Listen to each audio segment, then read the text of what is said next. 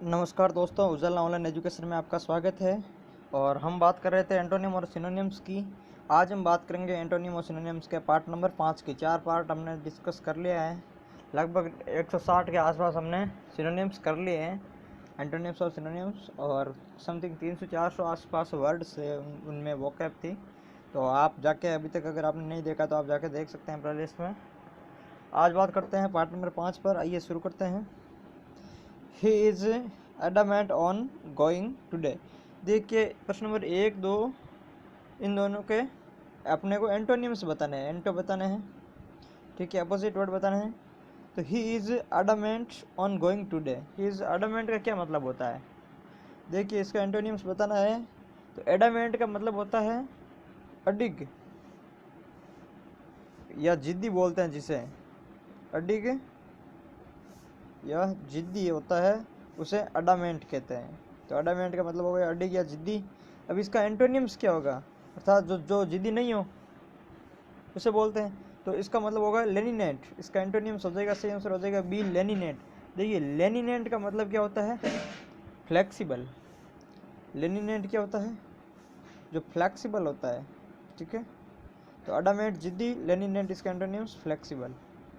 प्रश्न number 2, let us not aggravate the sufferings from the poor. देखिए aggravate शब्द का अपने एंटोनियम बताना है। तो एग्रावेट का मतलब क्या होता है? एग्रावेट मतलब होता है to maximise something negativity, negatively, to maximise, अर्थात किसी को बढ़ाना, किसी को बढ़ावा देना, किसमें? नेगेटिव रो में, नेगेटिवली में बढ़ावा देना, उसे बोलते हैं। जैसे आग में घी डालना, अर्थात उसके गुस्से को और ज़्यादा बढ़ाना। ये एक नेगेटिव हो गया गुस्सा, तो उसको और ज़्यादा बढ़ाना क्या होता है? एग्रेवेट करना होता है। अब इसका एंटोनिम्स क्या होगा? कम करना। तो कम करने का इन चारों में से क्या है? एलिवेट।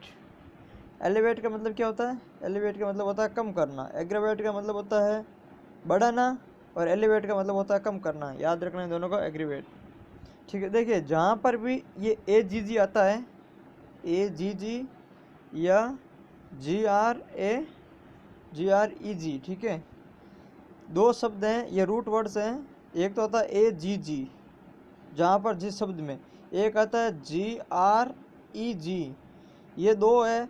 दो शब्द जिस भी शब्द में आते हैं उनका मतलब होता है कंबाइन। क्या होता है? कंबाइन। जैसे कुछ वर्ड है, बात करते हैं ग्रिगरियस। देखिए एक वर्ड है ग्रिगरियस, GREGRIOUS। देखिए ग्रिगरियस, इसका मतलब होता है कमाइंड। अर्थात वो कमाइंड किस रूप में होता है? ये सोशल रूप में कमाइंड होता है। जो व्यक्ति सोशल रूप में ज़्यादा सोशलिस्ट होता है, ज़्यादा जुड़ा होता है, अर्थात सोशल रूप में जो कमाइंड होता है उसका मतलब होता है ग्रिगरियस। इस शब्द में GREG शब्द आया हुआ है, ये रूट वर्ड है। इन सब का इसका मतलब होता है कंबाइंड। अब यह ग्रिगरियस शब्द होगा तो इसका मतलब होगा कमाइंड इन सोशल, ठीक है। एक वर्ड है एग्रीगेट, AGGREGATE, एक वर्ड है एग्रीगेट, ठीक है। ये एग्रावेट है, एक शब्द है एग्रीगेट। हम बात करते हैं एग्रीगेट का मतलब होता है योग सम। कहते हैं कि इसका एग्रीगेट समथिंग कितना हुआ, मतलब एग्रीगेट बताने की बात कर रहे हैं। तो एग्रीगेट का मतलब होता है सम, किसी का सम, ठीक है। इसमें भी ए जी जी आया, अर्थात ये भी एक तरह का कंबाइन है। और तीसरा वर्ड है SEGREGAT, सेग्रीगेट। देखिए सेग्रीगेट का मतलब क्या होता है? अलग थलग करना, ठीक है। इसमें भी GREG आ रहा है। तो ये अलग थलग क्या कर रहा है? कंबाइन है, कंबाइन को अलग थलग कर रहा है, ठीक है। अर्थात सबका मतलब ही कंबाइन होता है। जहाँ पर AGG या GREG आता है उन सब का मतलब होता है कंबाइन, ठीक है। आइए बात करते हैं प्रश्न नंबर 3 पर। Choose the word that expresses of the same meaning, अर्थात सिनोनिम्स बताने हैं। अभी आगे के जो प्रश्न हैं उनके सिनोनिम्स बताने हैं, ठीक है। तो जैसे प्रश्न नंबर 3 है हिस्ट्रियोनिक। हिस्ट्रियोनिक का मतलब क्या होता है? देखिए सबसे पहले हिस्ट्रियोनिक का मतलब होता है सनसनीखेज। क्या होता है? हिस्ट्रियोनिक का मतलब होता है सनसनीखेज,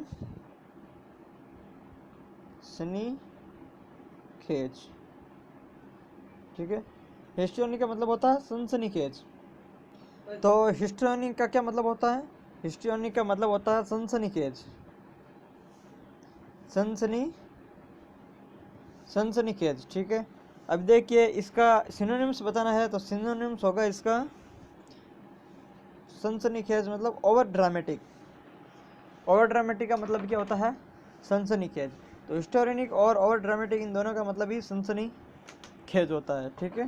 हाइपर सेंसिटिव आपको पता है, हिस्टोरिकल इम्पोर्टेंट एंड इनएक्टिव, इन सब का मतलब ही इजी है, वो सब आपको पता है। तो ये दो वर्ड याद रखना है, एक तो हिस्टोरिक सनसनीखेज और एक ओवर ड्रामेटिक, इन दोनों का मतलब होता है सनसनीखेज, ठीक है। अब बात करते हैं प्रश्न नंबर 4 पे। प्रश्न नंबर 4 का क्या बताना है? अपोजिट वर्ड, एंटोनिम्स बताना है। जैसे वर्ड है डेबोनियर, डेबोनियर का एंटोनिम्स बताना है। DEBONAIR डेबोनियर है, इसका एंटोनिम्स बताना है। देखिए डेबोनियर का मतलब होता है वेरी अट्रैक्टिव, वेरी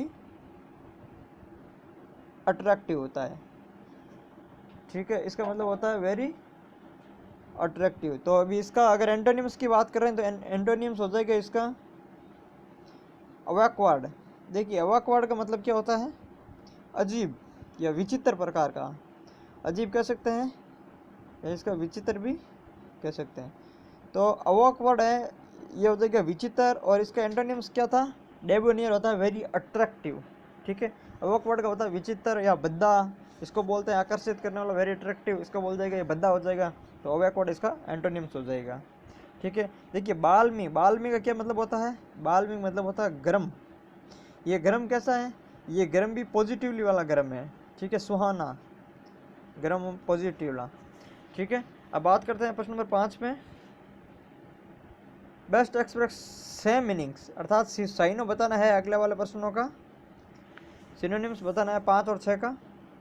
तो देखिए प्रश्न नंबर 5 है अपर्चर। देखिए अपर्चर का मतलब क्या होता है? अपर्चर किसको बोलते हैं? देखिए एक तो अपैरेटस होता है, जैसे ये अपैरेटस, अपैरेटस होता है औजार। एक होता है अपर्चर। तो अपर्चर किसे बोलते हैं? जो अपर्चर बोलते हैं छेद। अब ये कौन सा छेद को बोलते हैं? जैसे कैमरे की जो मोटाई होती है, लेंस की मोटाई, तो उसके उस जो छेद है उस छेद को हम अपर्चर बोलते हैं। ये टेक्निकल वर्ड है, तो इस छेद को अपर्चर अर्थात होता है खुला हुआ भाग बोल सकते हैं इसको, अपर्चर को। तो इसका सिनोनिम्स हो जाएगा ओपनिंग। इसका सिनोनिम्स क्या हो जाएगा? कैमरा नहीं होगा, अपरेटस औजार हो जाएगा, ये भी नहीं होगा, ये भी नहीं होगा। अर्थात अपर्चर का मतलब होता है छेद, कैमरे की मोटाई वाला छेद होता है वो खुला हुआ भाग, या इसको बोलते हैं सिनोनिम्स हो जाएगा ओपनिंग भी, ठीक है। प्रश्न नंबर 6 होता है डेक्स्टरी। अब डेक्स्टरी का अगर बात करें सिनोनिम्स की, तो देखिए डेक्स्टरी का मतलब होता है समझदारी या सूझबूझ। क्या होता है? समझदारी या सूझबूझ बोलते हैं डेक्स्टरी को। अब डेक्स्टरी को समझदारी या सूझबूझ बोल रहे हैं, ठीक है। अभी इसका सिनोनिम्स बताना है, तो इसका सिनोनिम्स क्या हो जाएगा? सूझबूझ क्या? स्पीड्स नहीं होगा, स्ट्रेंथ, सक्सेस, स्किल हो जाएगा। स्किल क्या होता है? सूझबूझ, समझदारी। तो ये डेक्स्टरिटी का सिनोनिम्स हो जाएगा स्किल, ठीक है। अब प्रश्न नंबर 7 पे बात करते हैं, ब्रोच और स्ट्रेंथ। इन प्रश्न नंबर 7 का मैं क्या बताना है? Choose the word of opposite meanings, अर्थात 7 और 8 दोनों का एंटोनिम्स बताने हैं, ठीक है। तो ब्रोच, ब्रोच का क्या मतलब हुआ? देखिए ब्रोच का मतलब होता है to start a discussion, to start a discussion होता है। ब्रोच का मतलब होता है टू स्टार्ट ए डिस्कशन, अर्थात जैसे एक इडियम्स है। अभी हम आगे एंटोनिम्स सिनोनिम्स के बाद में इडियम्स फ्रेम्स पढ़ेंगे, 350 इंपॉर्टेंट। तो देखिए एक इडियम्स है to break the ice, to break the ice बर्फ तोड़ना, ठीक है। जमा हुआ बर्फ है उसको तोड़ना, अर्थात टू जैसे मुंह दोनों का बंद है, अर्थात जमा हुआ है, तो उसको तोड़ने के लिए क्या करना पड़ेगा? मुंह खोलना पड़ेगा। टू ब्रेक द आइस, इसका मतलब होता है to start conversation, to start a discussion, अर्थात बातचीत करना, बातचीत शुरू करना, टू ब्रेक द आइस होता है, ठीक है। हम आगे 350 से आसपास हम इडियम्स फ्रेज पढ़ेंगे, बड़े शानदार तरीके से पढ़ेंगे। हर एक फ्रेजेस बनी कैसे, किस तरीके से उनको याद रखा जाता है, सारी पढ़ेंगे, अच्छा तरीके से पढ़ेंगे, ठीक है। तो वो भी आप जरूर देखना। तो ब्रोच का मतलब हो गया टू स्टार्ट ए डिस्कशन, या टू ब्रेक द आइस का मतलब भी होता है टू स्टार्ट ए डिस्कशन। तो इसका अभी हमें अपोजिट वर्ड बताना है, एंटोनिम्स बताना है। तो अर्थात डिस्कशन बंद करना होता है, तो इसका मतलब हो गया क्लोज। इसका सही हो जाएगा, एंटोनिम्स हो जाएगा क्लोज। देखिए स्टैग्नेंट, स्टैग्नेंट का क्या मतलब होता है? स्टैग्नेंट होता है स्थिर, रुका हुआ क्या होता है, स्टैग्नेट होता है, स्थिर या रुका हुआ बोलते हैं जिसे। अर्थात इसका एंटोनिम्स क्या हो जाएगा, एंटोनिम्स हो जाएगा एनिमिनेटेड। एनिमिनेटेड का मतलब होता है जोशीला होता है, अर्थात जो रुका हुआ नहीं है, स्थिर है, स्थिर नहीं है, वो होता है एनिमिनेटेड। तो स्टैग्नेट का और इन दोनों का एनिमिनेटेड का एक दूसरे के एंटोनिम्स है। अब बात करते हैं स्लगिश की। देखिए स्लगिश क्या, स्लगिश होता है एक प्रकार का स्थिर या रुका हुआ भी बोल सकते हैं, जैसे आलसी होता है। स्लगिश का मतलब होता है आलसी, और आलसी कौन सा, जो रुक रुक कर काम करने वाला, क्या होता है, रुक रुक कर काम करने वाला, रुक रुक कर काम करने वाला होता है स्लैगिश, आलसी। ठीक है, तो स्टैग्नेंट का इसे एक दूसरे के सिनोनिम्स बोल सकते हैं। स्टैग्नेंट और स्लैगिश दोनों का मतलब भी आलसी होता है। ये तो एकदम से स्थिर रुका हुआ होता है और ये रुक रुक कर काम करने वाला होता है। और एनिमिनेटेड इसका एंटोनिम्स हो जाता है जोशीला। ठीक है, प्रश्न नंबर 9 है correct meaning of the synonyms. देखिए सिनोनिम्स बताना है, आगे आने वाले शब्दों का सिनोनिम्स बताना है। जैसे प्रश्न नंबर 9 का वर्ड है फ्रेल, FRL, फ्रेल। फ्रेल का क्या मतलब होता है, फ्रेल होता है वेरी इल एंड वीक।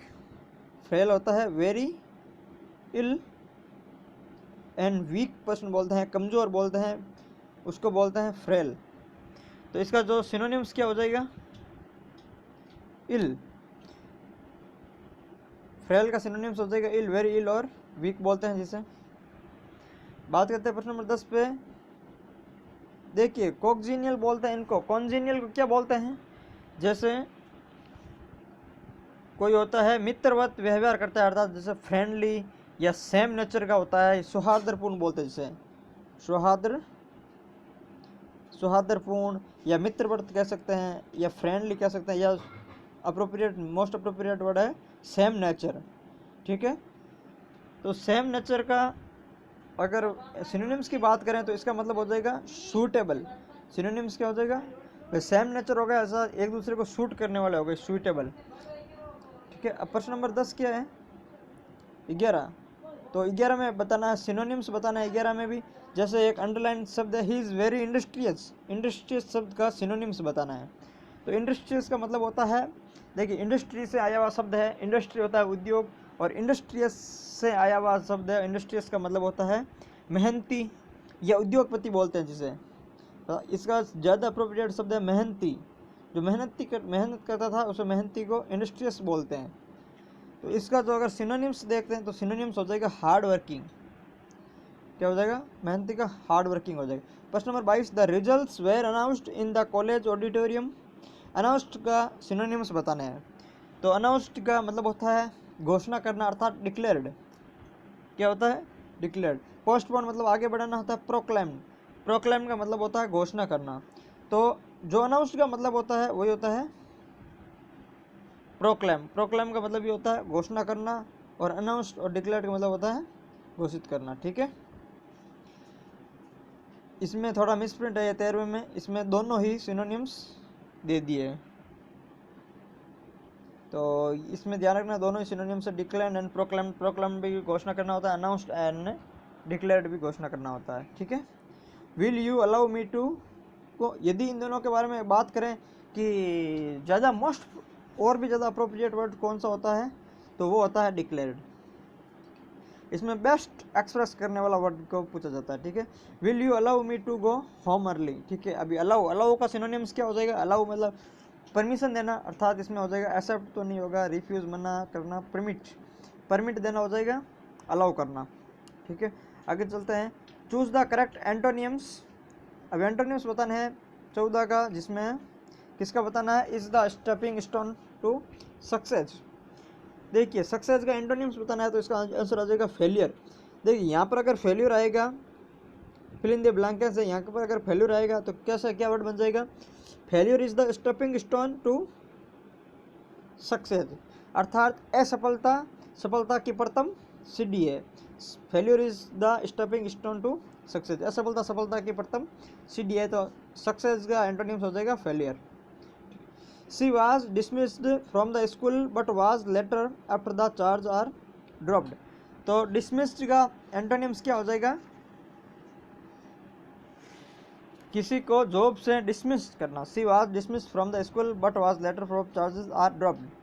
तो डिसमिस्ड करना होता है अर्थात नौकरी से बर्खास्त करना होता है, तो उसे वापस उसी पोस्ट पर बुलाना एंटोनिम्स हो जाएगा। तो उसी पोस्ट पर बुलाने का मतलब क्या होता है? रीइंस्टेड। क्या होता है? रीइंस्टेड। डिसमिस्ड हो गया, अब नौकरी से बर्खास्त करना, नौकरी पर वापस बुलाना होता है, रीइंस्टेड होता है, ठीक है, उसी पोस्ट पर वापस लगाना। प्रश्न नंबर 16 होता है give the synonyms, give the synonyms of the word given below. देखिए वर्ड है एडमोनिस। क्या है? एडमोनिस है, एडमोनिस का सिनोनिम्स बताना है। तो एडमोनिस का क्या मतलब होता है? एडमोनिस हमने पहले भी बात की थी इस वर्ड पे, डांटना, डांटना फटकारना होता है एडमोनिस। जैसे डांटना के बारे में हमने 5-6 वर्ड के बारे में बात की कर चुके हैं अभी तक। जैसे एक होता है चाइड, CHID, चाइड होता है डांटना। एक होता है REBUK, रिबुक होता है डांटना। एक होता है रिप्रीमेंडेड, रिप्रीमेंडेड, इसका मतलब भी डांटना होता है। एक होता है डाइट्राइब, डाइट्राइब, इसका मतलब भी डांटना होता है। एक होता है सेंश्योर, सेंश्योर का मतलब भी CNSURE, सेंश्योर। इन सब का मतलब होता है डांटना, ठीक है। तो एडमोनिश डांटना, या ये वर्ड इसके साथ साथ में इसके सिनोनिम्स है चाइड, रिबुक, रिप्रीमेंडेड, डाइट्राइब, सेंसोर, इन सब का मतलब होता है डांटना। तो इसका सिनोनिम्स क्या हो जाएगा? रिबुक। और बात करते हैं प्रश्न नंबर 17 पे बेनिफिशियल। बेनिफिशियल का क्या मतलब होता है? बेनिफिशियल का मतलब होता है बेनिफिट से आया हुआ शब्द है, तो इसका मतलब होता है प्रॉफिटेबल। सिनोनिम्स बी से आंसर हो जाएगा प्रॉफिटेबल। देखिए कॉमली, कॉमली का क्या होता है? कॉमली का मतलब होता है नाजुक एवं सुंदर। बेनफुल, बेनफुल और पोलाइट आपको पता है। बेनिफिशियल का सिनोनिम्स हो जाएगा प्रॉफिटेबल, और कॉमली का मतलब होता है नाजुक या सुंदर। कैटास्ट्रोफी, देखिए कैटास्ट्रोफी का क्या मतलब होता है? कैटास्ट्रोफी का मतलब होता है संकट, तबाही या प्रलय बोलते हैं जिसे। क्या बोल सकते हैं इसको? संकट, तबाही या प्रलय। कैटास्ट्रोफी का मतलब होता है संकट, तबाही या प्रलय। अभी इसका अगर सिनोनिम्स की बात करें तो सिनोनिम्स है क्लैमिटी। देखिए क्लैमिटी का मतलब भी होता है संकट, और कैटास्ट्रोफी का मतलब ये होता है संकट। तो इसका सिनोनिम्स हो जाएगा ये। यदि कॉक्स तो बात करें तो कॉक्स का मतलब होता है बहलाना, फुसलाना। कॉक्स का मतलब होता है क्या? बहलाना, फुसलाना। चाइड की हमने पहले भी बात की थी, डांटना, फटकारना। अभी बात की थी chide, rebuke, reprimanded, diatribe, censure and admonish, डांटना, फटकारना। और कैटास्ट्रोफी और कैलामिटी दोनों का मतलब होता है संकट। कॉक्स का मतलब हो गया बहलाना, फुसलाना, ठीक है। डोसाइल, प्रश्न नंबर 19 है डोसाइल। देखिए डोसाइल का मतलब होता है विनम्र, आज्ञाकारी या जिसे जेंटल बोलते हैं, तो इसका सिनोनिम्स हो जाएगा जेंटल, अर्थात हो गया विनम्र या आज्ञाकारी। डोसाइल विनम्र या आज्ञाकारी होते हैं, या जेंटल बोलते हैं जिसे, इसका सिनोनिम हो जाएगा जेंटल, ठीक है। डिसमल, देखिए डिसमल का मतलब होता है दुख। क्या होता है? दुख, ठीक है। प्रश्न number 20 give the antonyms to the words given below. Antonyms बताना है। तो फिडेलिटी, फिडेलिटी का मतलब होता है विश्वसनीयता। क्या होता है? विश्वसनीयता होता है फिडेलिटी का मतलब। इसका एंटोनियम्स बताना है हमें। तो एंटोनियम्स क्या हो जाएगा फिडेलिटी का? अविश्वसनीय होता है। देखिए फेथफुल, तो इसका सिनोनिम्स हो जाएगा, क्योंकि फेथफुल का विश्वसनीय होता है, फिडेलिटी का भी विश्वसनीय होता है। लॉयल्टी, लॉयल्टी का भी विश्वसनीय होता है। तो इसका जो एंटोनिम्स हो जाएगा वो इनफिडेलिटी हो जाएगा। फिडेलिटी का एंटोनियम इनफिडेलिटी, अविश्वसनीय बोलते हैं। बाकी लॉयल्टी, फेथफुल इसका सिनोनिम्स है, ठीक है। प्रश्न नंबर 21 है जाइजेंटिक। जाइजेंटिक का मतलब क्या होता है? देखिए जाइजेंटिक का मतलब होता है बहुत बड़ा। जाइजेंटिक को मतलब बोल सकते हैं बहुत बड़ा, ठीक है। जैसे इसमें वर्ड दे रखा है ह्यूज, कोलोसल। देखिए ह्यूज, कोलोसल, इन दोनों का मतलब क्या होता है? बहुत ही बड़ा। तो जाइजेंटिक का अगर एंटोनिम्स पूछा है तो इसका एंटोनिम्स हो जाएगा पन्नी।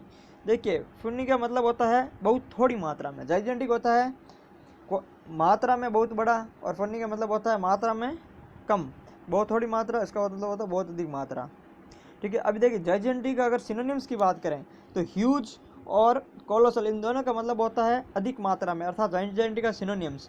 कुछ वर्ड और है जो जाइजेंटिक के सिनोनिम्स कहलाते हैं, जैसे एक जाइजेंटिक हो गया, एक ह्यूज हो गया, एक कोलोसल हो गया, 3। उसके बाद में चौथा है एनॉर्मस।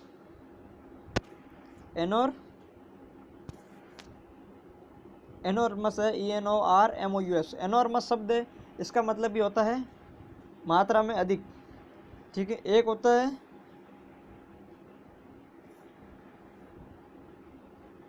ह्यूमंजस, ठीक है। एक और होता है मैमोथ, MAMMOTH, मैमोथ।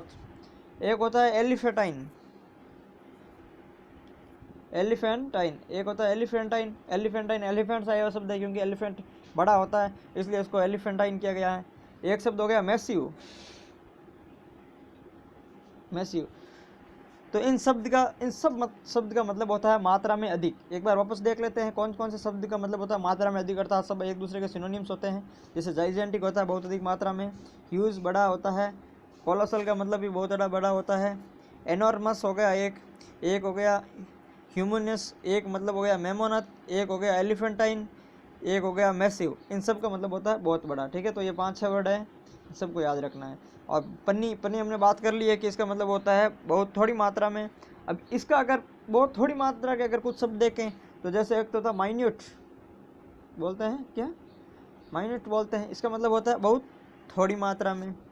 एक होता है मीगर, MEAGRE, मीगर। एक हो गया माइन्यूट, एक हो गया MEAGRE, मीगर। एक हो गया SCANTY, स्कंटी। एक हो गया WWV, एक हो गया SCANTY, स्कंटी। एक हो गया MEAGRE, मीगर। एक हो गया माइन्यूट, एक हो गया पुन्नी। इन सब का मतलब होता है बहुत कम मात्रा में, ठीक है। तो एक पुन्नी और एक वर्ड हो गया। इसके बाद स्कंटिनी, माइगर और माइन्यूट एंड वी। इन 5 शब्दों का मतलब होता है बहुत कम मात्रा में, और पहले जो 7-8 शब्द बताए उनका मतलब होता है बड़ी मात्रा में, ठीक है। प्रश्न नंबर 22 पे बात करता है HORD, हॉर्ड। हॉर्ड का एंटोनिम्स बताना है।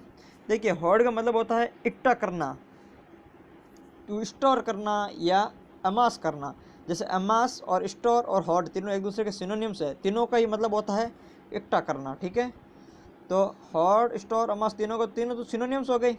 बचे 2 वर्ड। अब इन 2 वर्डों में से एंटोनिम्स कौन सा होगा भाई, ये हो गया इकट्ठा करना, इसका एंटोनिम्स हो जाएगा फैलाना। तो इसका जो सही आंसर हो जाएगा डी, वेस्ट। वेस्ट करना अर्थात फैलाना हो गया, ठीक है। देखिए एंटोनिम सिनोनिम्स करने के 2 तरीके हैं। अगर आपको कुछ वर्ड याद होते हैं, अगर सीधा याद होता है तो हम सीधा कर देते हैं, याद नहीं होता है तो इनमें से क्या करना होता है, कुछ 3 शब्द हैं वो पॉजिटिव शब्द होते हैं और एक नेगेटिव शब्द होता है। उस पर्सन के अकॉर्डिंग पॉजिटिव नेगेटिव होता है, हर पर्सन के अकॉर्डिंग अलग अलग पॉजिटिव नेगेटिव होता है। 3 वर्ड पॉजिटिव होता है, एक नेगेटिव वर्ड होता है, जो एक वर्ड अलग होता है वो उसका आंसर हो जाएगा। इस तरीके से देखना है। जैसे डायरेक्ट आनी है तो अगर ऑप्शन को एलिमिनेट करके देख लेते हैं। जैसे इस प्रश्न में अगर बात की हमने 22 में हॉर्ड, तो हॉर्ड मतलब होता है इकट्ठा करना। तो हमको पता कि स्टोर और नमाज दोनों को ही मतलब इकट्ठा करना होता है। इन दोनों ऑप्शनों को काट दिया, पीछे 2 एस्टिमेट वेस्ट, इसका हो जाएगा वेस्ट हो गया फैलाना, ठीक है। ऐसा हम कर सकते हैं। बाकी भी जैसे 2 ऑप्शन में कन्फ्यूज है तो उसमें 50-50 चांस रहता है, तो वो करना ज़्यादा उचित होता है, ठीक है। वैसे तो एंटोनिम सिनोनिम्स का कोई ऐसा कोई स्पेशल तरीका है नहीं याद करने का। इसका तो यह है कि वोकैब बढ़ाओ, वर्ड पावर बढ़ाते जाओ, ये एंटोनिम सिनोनिम अपने आप से ही होते जाएंगे। जितने ज़्यादा वर्ड तैयार करने होते हैं इतने ज़्यादा वर्ड तैयार करना। यदि आप बुक की बात करें तो आपके पास यदि नीतू सिंह, जो पहले पैरामाउंट की आती थी, वर्तमान में केडी कैंपस केडी पब्लिकेशन की आती है, नीतू सिंह वाली बुक आती है, उसके अंदर जो वोकैब दे रखे हैं 600 वर्ड दे रखे हैं, वो वोकैब याद कर लो। और उसके अंदर जो एंटोनिम सिनोनिम 300 वो दे रखे हैं, तो वो कर लो। उसके अलावा जो 350 एंटोनिम्स जो मैं करवा रहा हूँ वो तो आपको आने ही चाहिए, याद होने ही चाहिए, क्योंकि ये एग्जामों में बार बार पूछे गए क्वेश्चन है। तो ये क्वेश्चन तो आपको याद होने ही चाहिए। उसके बाद में आपको अलग याद करने हैं। ये क्वेश्चन बार पूछे जाते हैं, बहुत हेल्प करेंगे, इसलिए ये जो शब्द हैं ये याद होने चाहिए, ठीक है। अब बात करते हैं प्रश्न नंबर 23 पर, इंक्रीज। इंक्रीज क्या है, इंक्रीज का एंटोनिम्स बताना सीधा सीधा डिक्रीज हो गया, ठीक है। प्रश्न नंबर 24 बात करते हैं जस्ट। जस्ट का मतलब, जस्ट का साइनो क्या होगा, जस्ट का साइन हो गया फेयर, जस्ट का साइन हो गया फेयर और एंटोनिम हो जाएगा अनजस्ट। जस्ट का मतलब होता है फेयर, ठीक है, जस्ट का साइन हो जाएगा फेयर और एंटोनिम्स हो जाएगा अनजस्ट। प्रश्न नंबर 25 साइनो बताना है 25 में, 26 में भी साइनो बताना है। तो इंसिडेंट, इंसिडेंट का साइनो क्या होगा, इंसिडेंट होती है घटना, तो इसका जो सिनोनिम्स हो जाएगा event and occurrence. Event and occurrence का मतलब भी होता है घटना, ठीक है। तो इंसिडेंट, इवेंट और ऑक्यूरेंस शब्द याद रखना, इसका मतलब होता है, ऑक्यूरेंस का मतलब होता है घटना, ठीक है। देखिए मिसअप का मतलब होता है दुर्घटना, इंसिडेंट मतलब घटना होता है और मिसअप का मतलब होता है दुर्घटना, ऑक्यूरेंस और इवेंट का मतलब होता है घटना, तो इसका सिनोनिम्स हो जाएगा ASI। 26 का सिनोनिम्स बताना है कॉन्फिडेंट। कॉन्फिडेंट का मतलब होता है आत्मविश्वास अर्थात फुल्ली एश्योर्ड, आंसर CC हो जाएगा, इसका सिनोनिम्स हो जाएगा फुल्ली एश्योर्ड। एक शब्द है कर्टियस, देखिए इसका मतलब होता है शिष्टाचारी, क्या होता है, शिष्टाचारी, तो इसका मतलब शिष्टाचारी हो गया और इसका कॉन्फिडेंट का जो सिनोनिम्स हो जाएगा वो फुली एश्योर्ड हो जाएगा, ठीक है। प्रश्न नंबर 27 काउंसिल, और काउंसिल का साइनो बताना है, क्या बताना है, काउंसिल। देखिए दो शब्द होता है, एक तो ये है काउंसिल, एक होता है COUNSEL, ठीक है, यहाँ पे CIL की जगह SEL आता है काउंसिल। तो देखिए जो ये शब्द है SEL वाला काउंसिल, ये होता है सलाह, टू एडवाइज। काउंसिल का मतलब होता है सलाह देना अर्थात टू एडवाइज होता है, जो काउंसलर शब्द होता है वो इसी से बनता है, ठीक है। तो काउंसिल होता है सलाह, टू एडवाइज, और ये जो काउंसिल है ये होती है कमेटी, संस्था या परिषद बोलते हैं जिसे। तो इस काउंसिल का यदि सिनोनिम्स है तो वो हो जाएगा कमेटी अर्थात परिषद, संस्था बोलते हैं जिसे, ठीक है। ये एडवाइज है, एडवाइज हो जाएगा उस काउंसिल का, SEL वाले इसी का। प्रश्न नंबर 28 ये वापस आ गया, शब्द आ गया, तो इसका हो जाएगा टू एडवाइज साइनो, ठीक है। देखिए साइट, साइट का मतलब होता है उल्लेख करना, किसी चीज़ का उल्लेख करना, उल्लेख करना क्या होता है, साइट, CIT, साइट का मतलब होता है उल्लेख करना।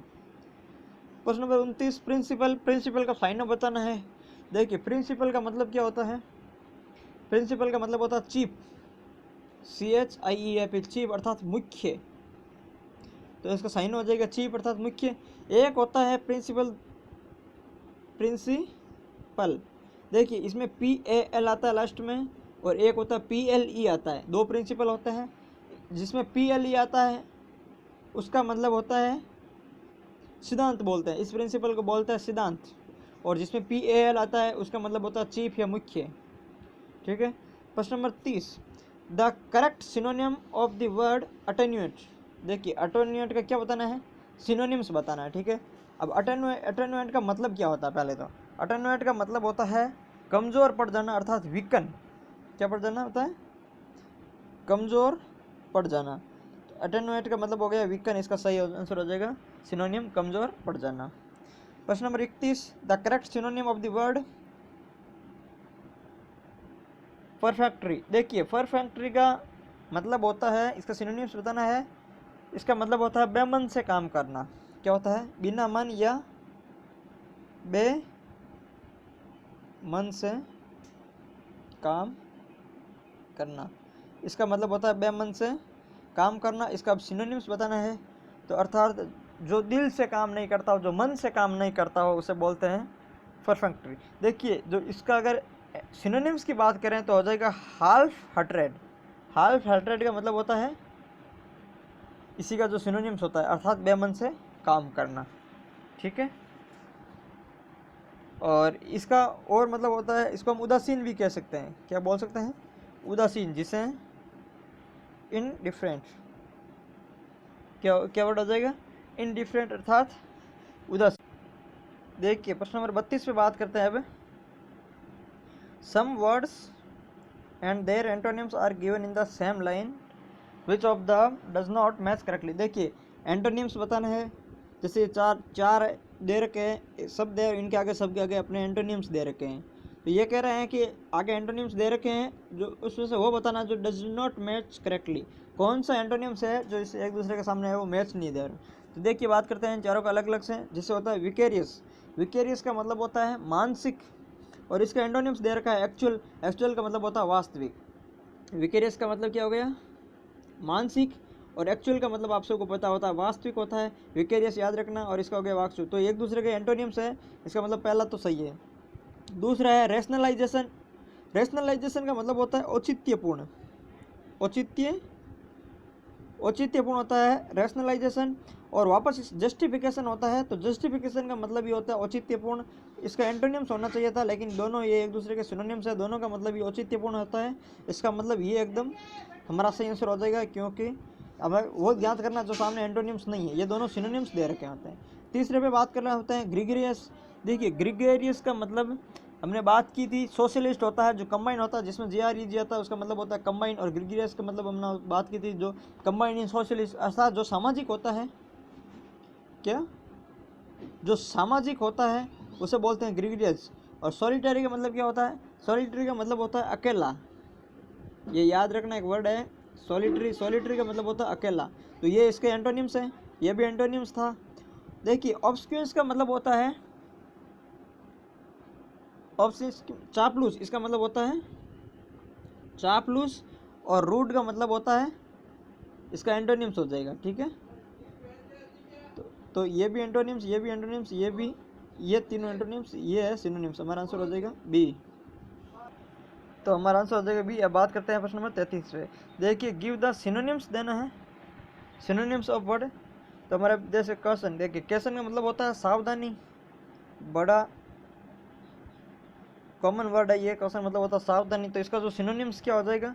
सिनोनिम हो जाएगा केयरफुलनेस। केयरफुलनेस का मतलब होता है सावधानी, ठीक है। और कोशिश का देखिए CAUTION, इसका मतलब होता है सावधानी। और यदि CAUTIOUS,